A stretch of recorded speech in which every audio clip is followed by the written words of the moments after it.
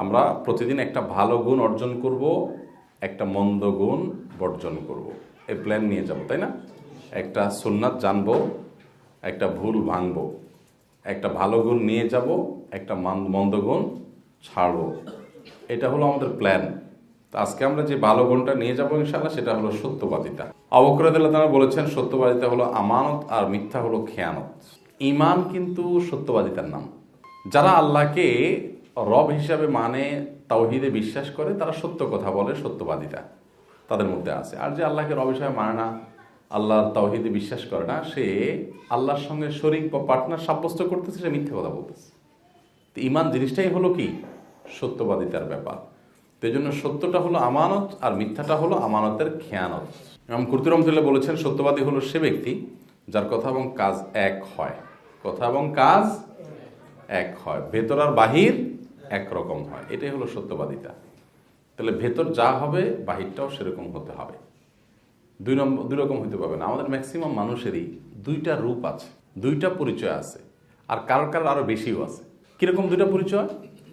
একটা পরিচয় পাবলিকের কাছে, আরেকটা পরিচয় আমার নিজের কাছে। মানুষের কাছে একটা জাহির করি, এটা আমার ক্লায়েন্ট, আমার কাস্টমার, আমার অফিস সহকর্মী, সবার কাছে আমার একটা রূপ জাহির হয়, বাট আমি নিজেকে আরেকটা রূপ জানি। এই জিনিসটা আছে না? দুইটা না, বহু রূপ আছে আমাদের মধ্যে।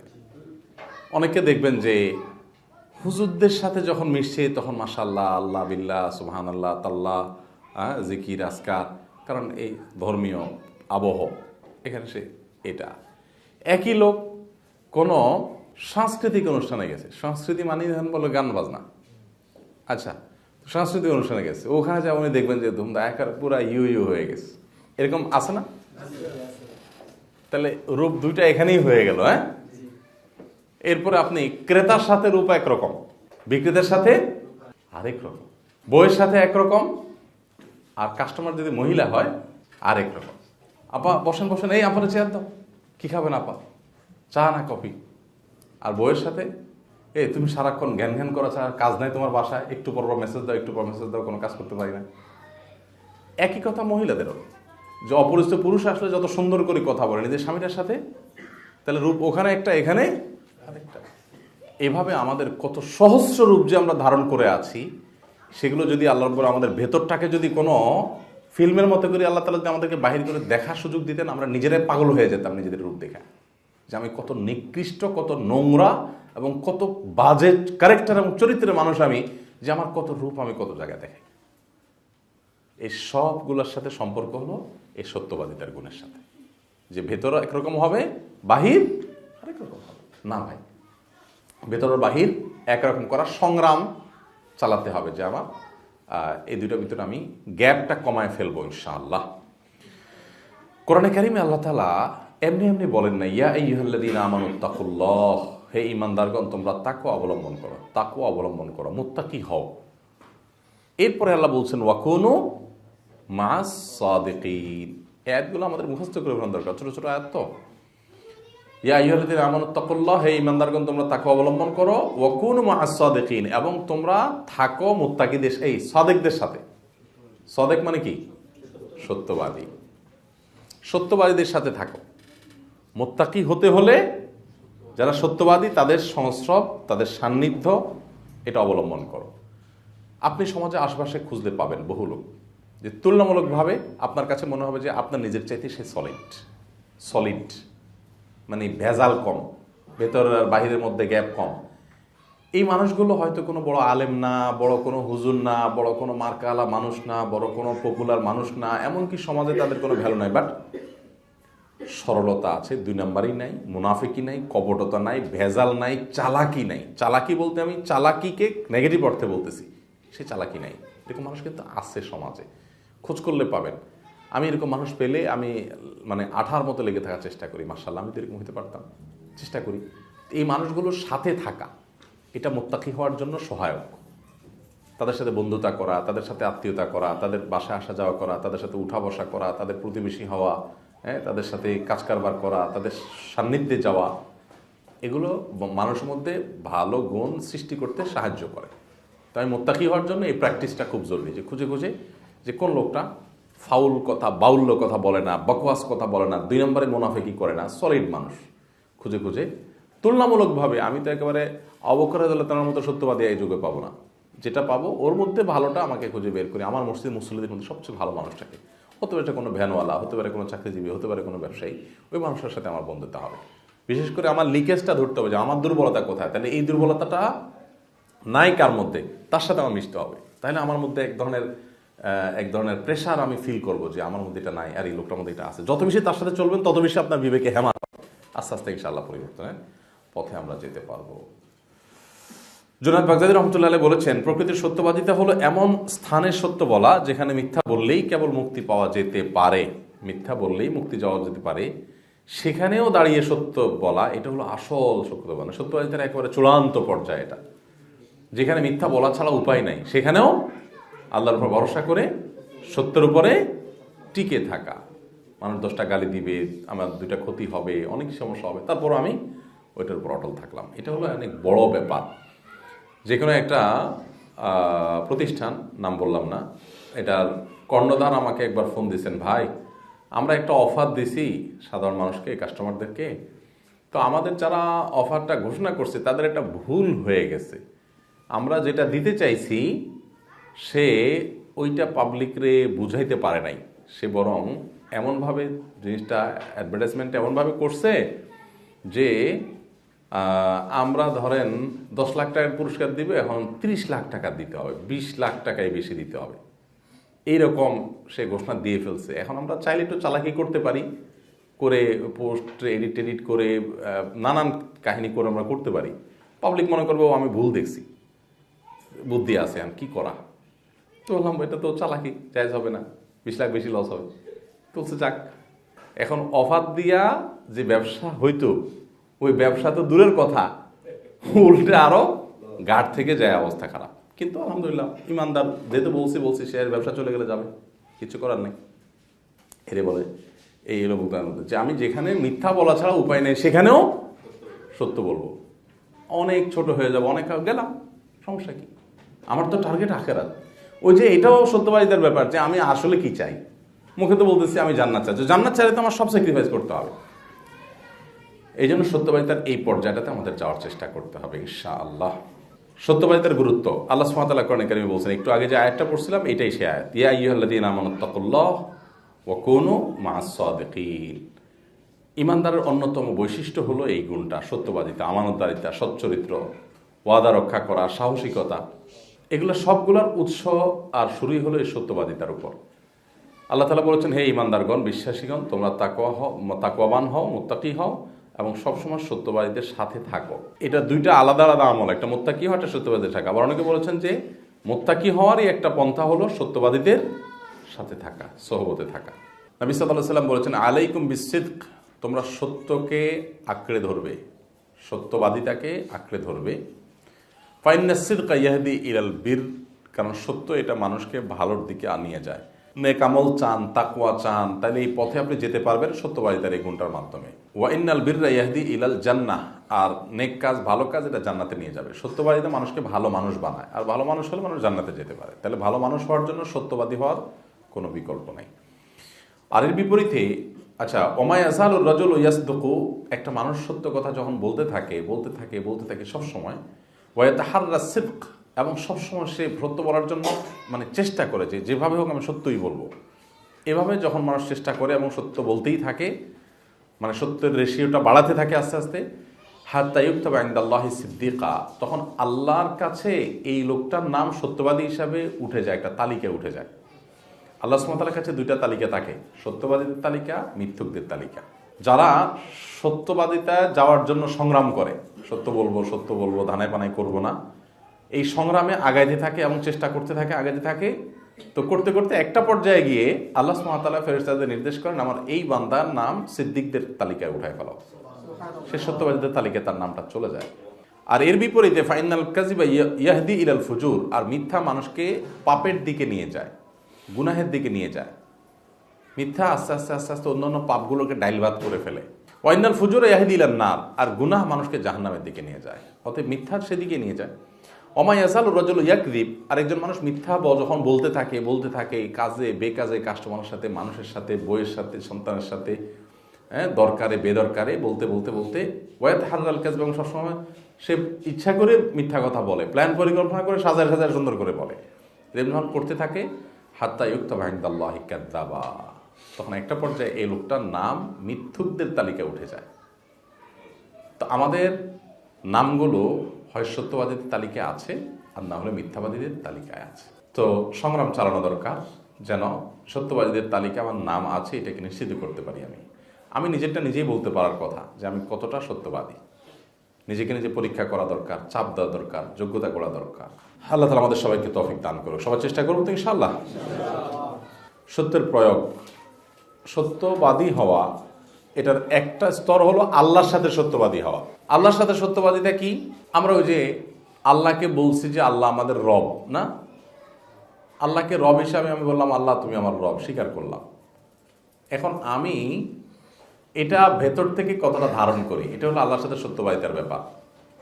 যে আমি আল্লাহ তাআলার কাছে রব হিসাবে যে স্বীকার করলাম, আসলে কি আল্লাহকে পালন করতে মনে করি? তাহলে আমার চাকরি, আমার ব্যবসা বাণিজ্য নিয়ে এত অরিড হওয়ার তোমার কিছু নেই।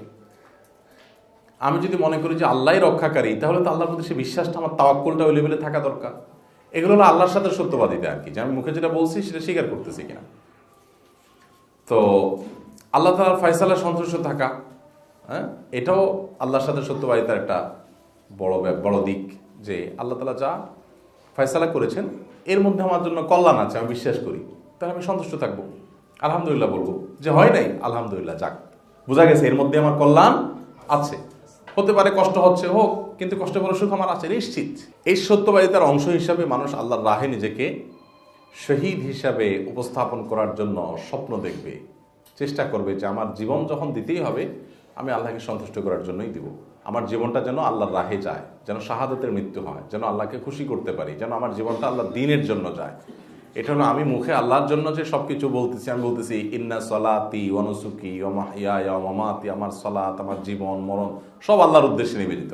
এটার বাস্তবায়ন যেন আমি করার মানসিকতা লালন করতে পারি, আল্লাহর সাথে সত্যবাদিতার অংশ। নিয়তের সত্যবাদিতা, আমরা যখন কোনো কাজ করব, কার খুশি করার জন্য করব, কি ফিডব্যাকের আশায় করব, এটা হলো নিয়তের সত্যবাদিতা এবং অসত্যবাদিতার ব্যাপার। আমরা যখন শুধু আল্লাহকে খুশি করার জন্য করব, তখন আল্লাহর সাথে আমি সত্যবাদী হলাম। তখন আল্লাহর সাথে সত্যবাদী হওয়ার একটা এক্সাম্পল আমি দিলাম, যে ঠিক আছে আমি আল্লাহকে খুশি করার জন্য, অন্য কোনো ধান্দা টার্গেট কারোর কিচ্ছুই আমার দরকার নেই। আমাদের একটা রোগ আছে, ক্রেডিট নেওয়া আছে না? এটা তো এখন রীতিমতো একটা ফ্যাশনে পরিণত হয়ে গেছে, তাই না? মানে উর্দুওয়ালারা বলে হিস্সা নেওয়া, হিস্সা লেনা। আর আমরা বলি হলো এটাকে কৃতিত্ব জাহির করা, ক্রেডিট নেওয়া। এটা মুত্তাকির সাথে যায় না। মুত্তাকি ক্রেডিট নেওয়ার চেষ্টা করবে না। ক্রেডিট চলে আসছে ইচ্ছা ছাড়া, ভিন্ন কথা। কিন্তু আমি ক্রেডিট জাহির করা, ক্রেডিট নেওয়ার চেষ্টা করব, এটা কিন্তু আমি করছি, এটা আমার করা, আর এই জিনিসটা আমি আপনাকে দিয়েছিলাম। মানে এগুলো হলো সব ক্রেডিট জাহির করা।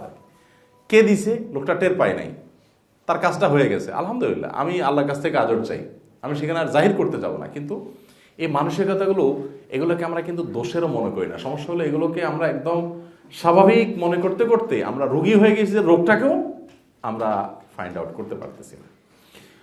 কথায় সত্যবাদিতা, আল্লাহ সুবহানাহু ওয়া তাআলা বলেছেন ওয়াইদা কুলতুম ফাদিলু, তোমরা যখন কথা বলবে তখন ন্যায্য কথা বলবে, ওয়ালাউ কানা যা কুরবা, এমনকি তোমার কাছের কেউ হোক না কেন।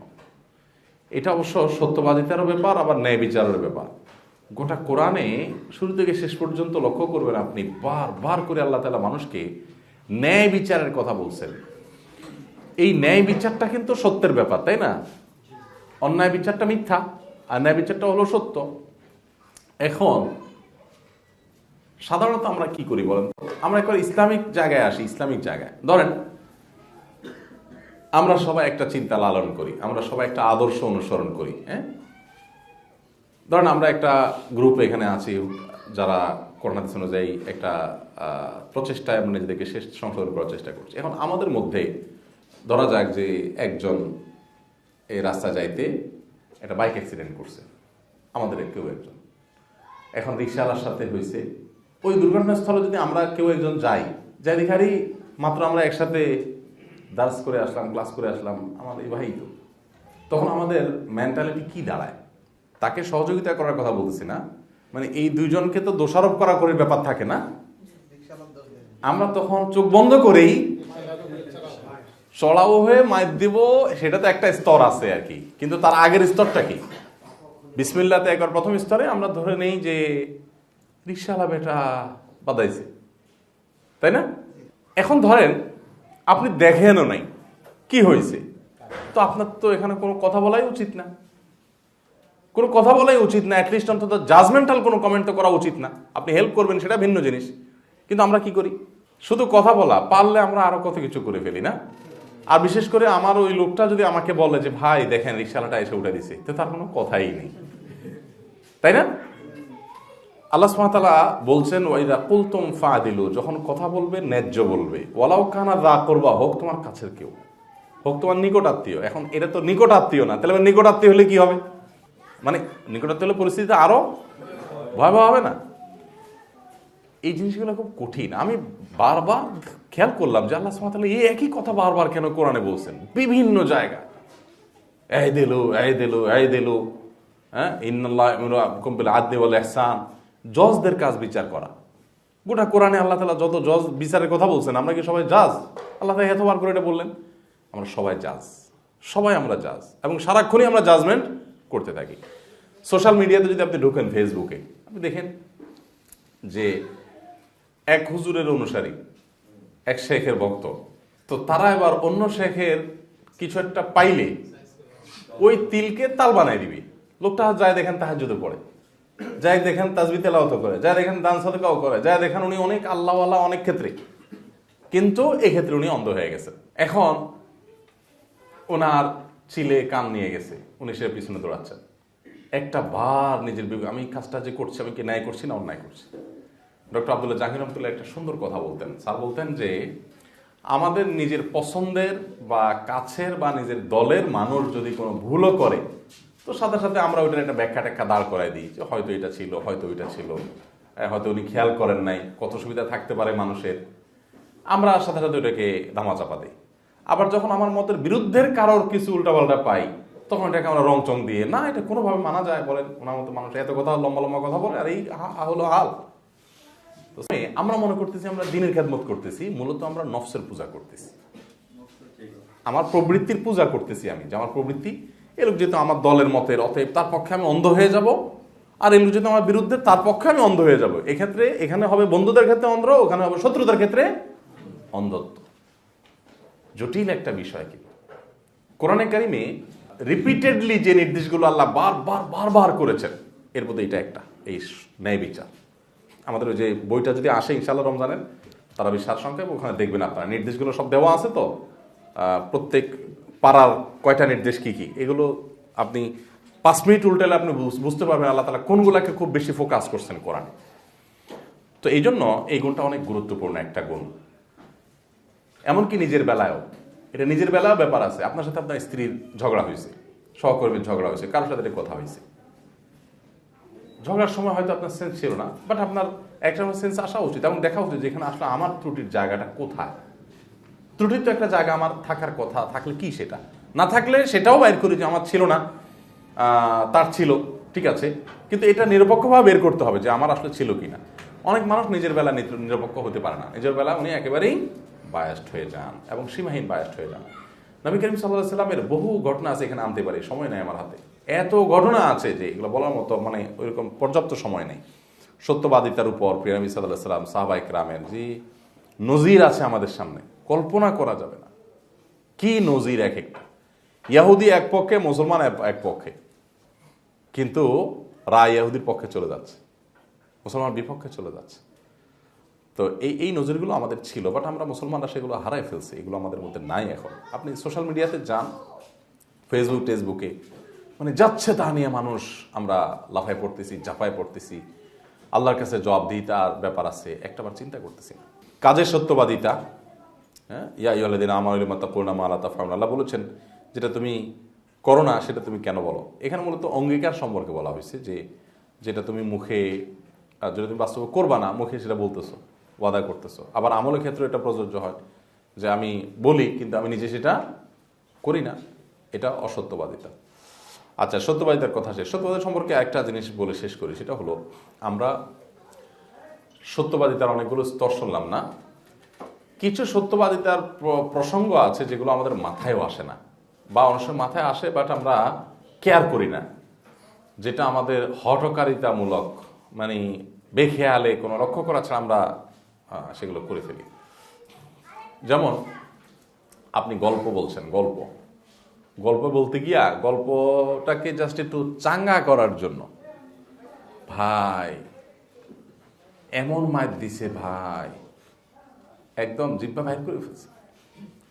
একটা হলো জিব্বা বাইর করে ফেলছে, এটা একটা জাস্ট একটা প্রবাদ, বা এটা একটা কি বলে একটা দৃষ্টান্তের মতো যে এটা কথার কথা, এটা এক জিনিস। আরেকটা হলো যে একেবারে ভাই জানেন না 500 পুলিশ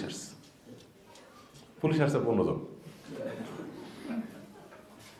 এই টাইপের বাড়াবাড়ি হয় না অনেক সময়? প্রচুর হয়, খেয়ালও করি না আমরা, প্রচুর হয়। এটা তো ডাহা মিথ্যা কথা।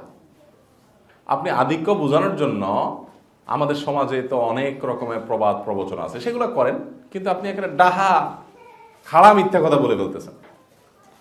এরকম জিনিস কিন্তু অনেক হয়। ভাই আপনার এই এক কথা মনে হয় 100 দিন বলছি আমি, আপনি মোট 3 দিন বলছেন, কিন্তু 100 দিন আপনি বানায় ফেলছেন।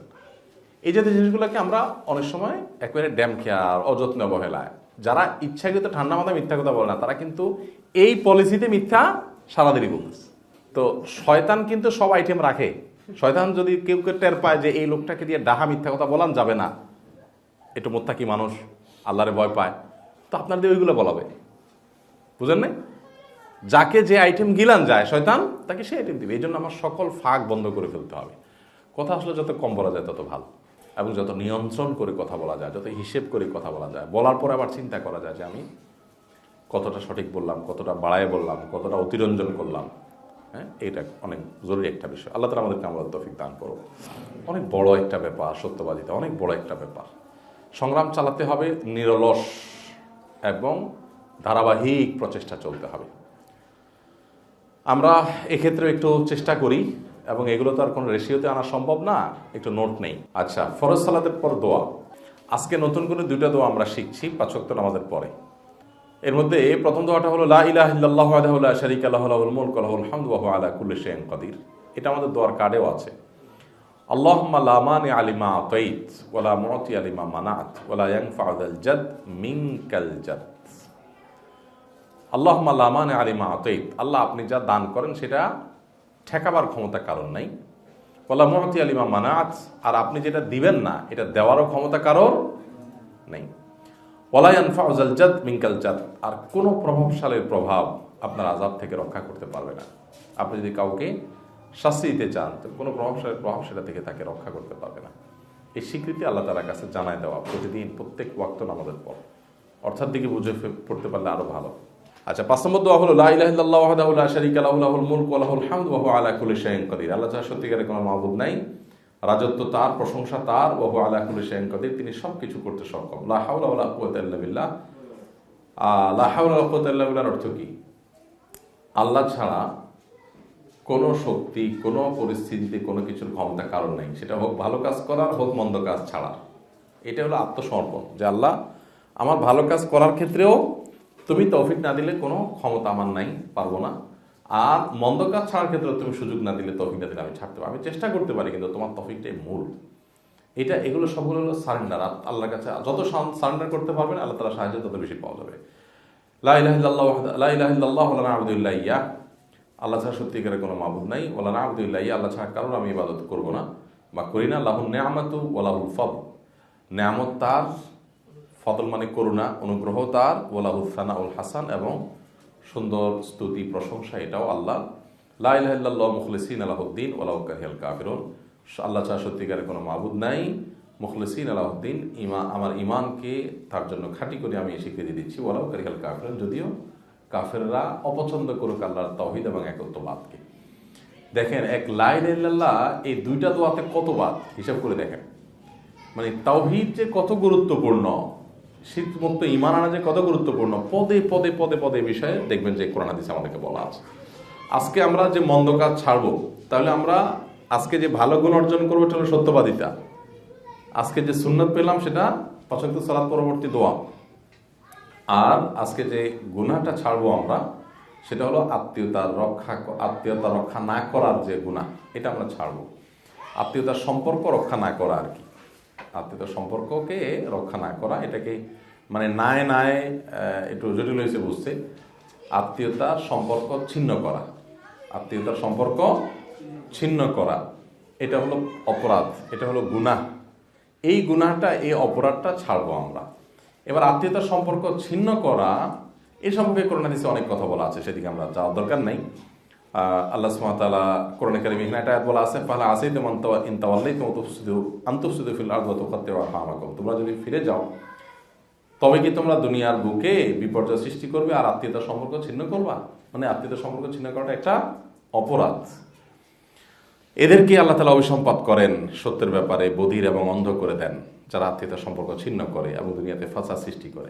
আর আত্মীয়তার সম্পর্ক ছিন্ন করা সম্পর্কে হাদিসও আছে, লা ইয়াদখুলুল জান্নাতা কাতি', যা আত্মীয়তার সম্পর্ক ছিন্নকারী জান্নাতে প্রবেশ করবে না। আত্মীয়তার বন্ধন, এটাকে আল্লাহ তাআলা ভাষা দিয়েছেন আল্লাহর সাথে কথা বলার। সে আল্লাহর সাথে কথা বলেছে, আল্লাহ তাআলা তাকে বলেছে, দেখো যে ব্যক্তি তোমাকে রক্ষা করবে, আত্মীয়তার বন্ধনকে আল্লাহ বলছেন যে তোমাকে রক্ষা করবে আমি তাকে রক্ষা করব, যে তোমাকে ছিন্ন করবে আমিও তাকে ছিন্ন করব। এত বড় একটা ব্যাপার। এই জন্য রক্ত সম্পর্কে আত্মীয়দের সাথে সুসম্পর্ক বজায় রাখার চেষ্টা করা দরকার। এখানে একটা জটিলতা হলো যে আত্মীয় স্বজন কাছে ভিড়তে গেলে, সম্পর্ক রাখতে গেলে আরো তাবিজ কবজ করে, ব্ল্যাক ম্যাজিক করে, ক্ষতি করার চেষ্টা করে। ডেফিনেটলি আপনি তার থেকে দূরে থাকতে পারবেন আপনার আত্মরক্ষার প্রয়োজনে। কিন্তু এছাড়া আপনার জাস্ট আত্মীয়টা আপনার খবর নেয় না, তাহলে আমি কেন নেব, এটা গ্রহণযোগ্য হবে না আল্লাহর কাছে। ঠিক এই প্রশ্নটা একজন সাহাবী করেছেন, বলছেন ইয়া রাসূলুল্লাহ, আমার এক আত্মীয় আছে, আমি তার সাথে সম্পর্ক বজায় রাখার খুব চেষ্টা করি, বাট সে মানে এক হাতে তালি বাজানোর মতো, সে আমার সাথে রেসপন্স করে না। নবী করিম সাল্লাল্লাহু আলাইহি ওয়াসাল্লাম বলেছেন, তুমি যদি যেটা বলেছো এটা যদি সত্য হয়ে থাকে, তো এটাই তো আত্মীয়তার সম্পর্ক রক্ষা করা। লাইসাল ওয়াসিলু বিল মুকাফি, যে ব্যক্তি আত্মীয়তার সম্পর্ক রক্ষা করে এক পক্ষ থেকে, অপর পক্ষ থেকে অতটুকু রক্ষা করে, এটা আত্মীয়তার সম্পর্ক রক্ষাকারী না। এটা তো বিনিময় দিল মাত্র, যে সেও ভালো করছে এও ভালো করছে, এটা তো বিনিময় দিল। এটা তো হাল জাযাউল ইহসান ইল্লাল ইহসান, ওই আয়াতের উপর আমল হলো। আত্মীয়তার সম্পর্ক রক্ষা হলো যে তোমার আত্মীয় তোমার কেয়ার করে না, তুমি কেয়ার করবা। সে খবর নেয় না, তুমি খবর নেবা। সে তোমার ভালো চায় না, তুমি তার ভালোটা চাইবা মনে মনে আল্লাহর কাছে। এটাই তো আত্মীয়তার সম্পর্ক রক্ষা করা, আমার আত্মীয় হিসেবে তার কল্যাণ আমি চাইবো যতটুকু তোমার সাধ্যে কুলায়। তো এই জন্য আমরা অনেকে আছি যে আত্মীয় আমার বাচ্চাকে এটা জামা দিয়েছে, তো আমি এটা জামা দেবো। সে একবেলা দাওয়াত খাওয়াইছে, আমি আরেকবেলা খাওয়াবো। আছে না, বিশেষ করে অনেকে আছে, মহিলাদের মধ্যে অনেকে আছে, কেন তাদের খবর নিতে হবে? তারা একটা খবর নেয় কোনোদিন? আছে না, এই কথা আসে না? যে তুমি সারাদিন ফোন দাও, তারা কবার তোমার ফোন দিছে? বিশেষ করে বউরা জামাইদেরকে অনেক মহব্বত করো, তো এই জন্য বলে আর কি, তুমি যে এত টাকা খরচ করে মোবাইল কল দিচ্ছ, সে কবার খবর দিছে তোমারে? তো বলতে হবে যে এই প্রশ্নের উত্তরে রাসূল আকরাম সাল্লাল্লাহু আলাইহি ওয়াসাল্লাম দিয়েছেন। এই সাহাবীর এই প্রশ্নই ছিল, সে ফোন দিলে আমিও ফোন দেবো, তাহলে তো আত্মীয় হলো না। এটা তো নর্মাল ভদ্রতা, সবার সাথে এটা করতে হবে। আত্মীয় দেখেই তো সে কল দেয় না, তারপর আমি কল দেবো, বিকজ সে আমার আত্মীয়। এখন কত হলো, সে কল দেয় না, তো সে কল দেয় না, তার কবরে সে যাবে, তো আমি তো তার কবরে যাবো না, তার জব দিয়ে তো আমি করবো না, আমারটা আমি করি, চেষ্টা করি। তো চেষ্টা করবো তো আমরা সবাই ইনশাআল্লাহ। আমি একটা কথা বলি, সবচেয়ে অবহেলিত আত্মীয়র নাম হলো ফুফু। সবচেয়ে অবহেলিত আত্মীয়র নাম হলো ফুফু। আমার ফুফু নাই, বাপরা সব ভাই ছিলেন, কিন্তু যাদের ফুফু আছে আমি দেখি যে এই বেচারিরা এতিমের মতো, ভাতিজারা কোনো সাইড দেয় না ফুফুদেরকে। ফুফুদের অনেক ত্রুটি আছে, অনেক ফুফু আছে ভাতিজাদের সাথে শত্রুতা করে, ঝামেলা করে, কিন্তু যে যুক্তি দেন না কেন আপনি, কোনো অবস্থাতে আপনি তো আত্মীয়দের সম্পর্ককে ছিন্ন করে ফেলতে পারেন না, যদি বড় কোনো আর ওই যেটা বললাম যে আপনাকে খুন করতে আসে, তো আপনি ডেফিনেটলি দূরত্ব বজায় রাখবেন, সেটা ভিন্ন জিনিস।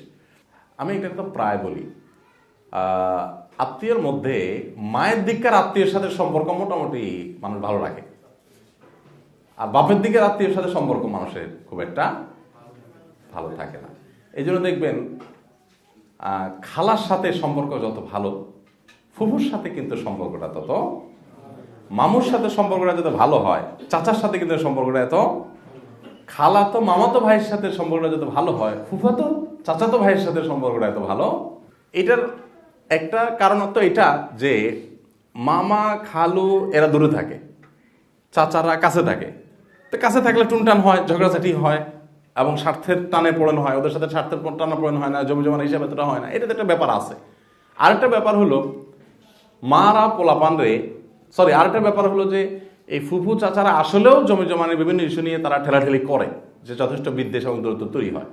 আর আরেকটা বাস্তবতা হলো মায়েরা সবসময় নানা বাড়ির ফজিলত শোনায়, ঠিক না?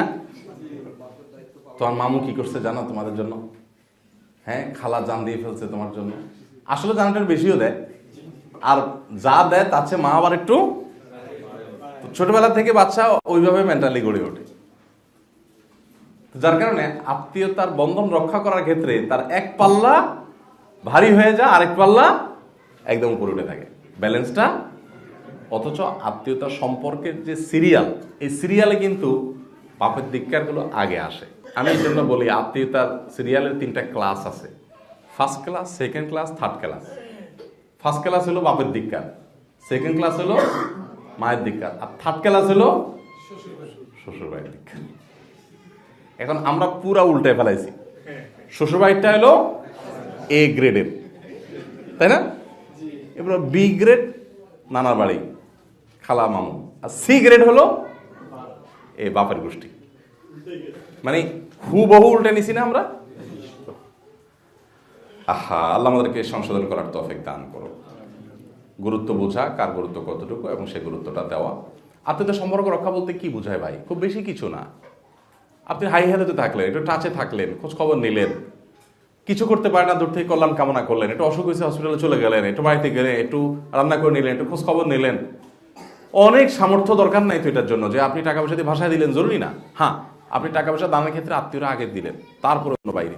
আত্মীয় যদি গরিব থাকে, আবার আত্মীয় গরিব, মানে অনেক মানুষ আছে এরকম যে এক বড় ব্যবসা প্রতিষ্ঠানের মালিক আছে, আমাদের অনুষ্ঠানে আসেন বা মহব্বত করেন, আমাদেরকে বলেন যে ভাই এলাকায় আত্মীয় স্বজন যা আছে, একটা ফার্মাসিউটিক্যালস কোম্পানির মালিক বলেন যে যত আছে আত্মীয় স্বজন সবার বাড়ি টাড়ি করে দোতলা টোতলা করা শেষ, এখন 3 তলার জন্য তারা টাকা নিতে আসে। যাদের দোতলা হয়ে গেছে ওরা বলে ভাই আর কিছু টাকা দিলে একটু রড বাইর করা ছিল, আমরা একটু সারটা দিতে পারি। এখন আত্মীয় যদি এরকম ডিমান্ডের হয় তো সেইটারে আমলে নেওয়া যাবে না। কিন্তু আপনার গরিব মানুষকে যদি দিতে হয়, আপনার আত্মীয় গরিব আছে তো আগে তারপরে বাইরে অন্যগুলো। এইভাবে আত্মীয়তার সম্পর্ক রক্ষা করতে হবে। আর এখন তো আত্মীয়তার সম্পর্ক রক্ষা করা যত সোজা, আল্লাহর কাছে কি যে জবাব আমরা দিব কিয়ামতের ময়দানে, যে তোমার ফোন আছে হাতে, একটা SMS পাঠাইতে পারো, একটা টেক্সট করতে পারো, একটা ফোন করতে পারো, ইজিলি তুমি খোঁজ খবর নিতে পারো। তারপরে দেখা যায় মাসকে মাস চলে যায়, আমরা একটু কথা বলার সময়ও পাই না। এটা ইবাদত মনে করি আমাকে এই ইবাদতগুলো করতে হবে অবসর সময়গুলোতে। যে আমি কোন আত্মীয়ের প্রতি আমার একটু মানে যোগাযোগ কম আছে, ঠিক আছে, আমি একটু যোগাযোগ করি, চেষ্টা করি যতটুকু সম্ভব। আর ছিন্ন করার ব্যাপার যে আসে, যে গোটা কোরআনে বারবার করে ছিন্ন করতে নিষেধ করা আছে আত্মীয় সম্পর্ক। আচ্ছা আমাকে বলেন তো, ছিন্নটা কখন হয়? আত্মীয়তার সম্পর্ক ছিন্ন করার প্রশ্নটা কখন আসে? যখন রেশারেশির পর্যায়ে যায়, তখন তো ছিন্ন করার প্রশ্ন আসে।